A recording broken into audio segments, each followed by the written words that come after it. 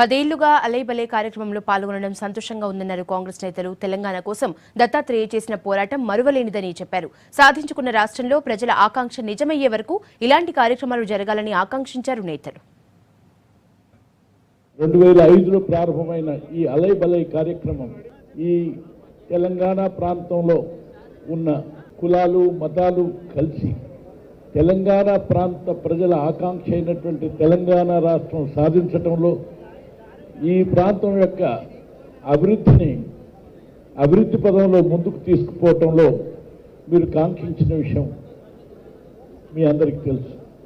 ఆ క్రమంలో అనేక కార్యక్రమాలు సాగి అందులో అలైబలై ఒక కార్యక్రమంగా ముందుకు సాగి మనం ఆశించినటువంటి తెలంగాణ ప్రజలు కాంక్షించినటువంటి తెలంగాణని సాధించుకున్న తర్వాత జరిగే ఈ అలైబలైలు కూడా ఇదే పరంపరను కొనసాగిస్తున్నందుకు చాలా సంతోషం. తెలుగు ప్రజల ఆత్మీయ అనుబంధ ఆలింగన సామరస్యాన్ని సాగిస్తూ తెలంగాణ అభివృద్ధిని పూర్తి చేసేంత వరకు కూడా ఈ అలైబలై కొనసాగాలని నేను ఆశిస్తున్నాను.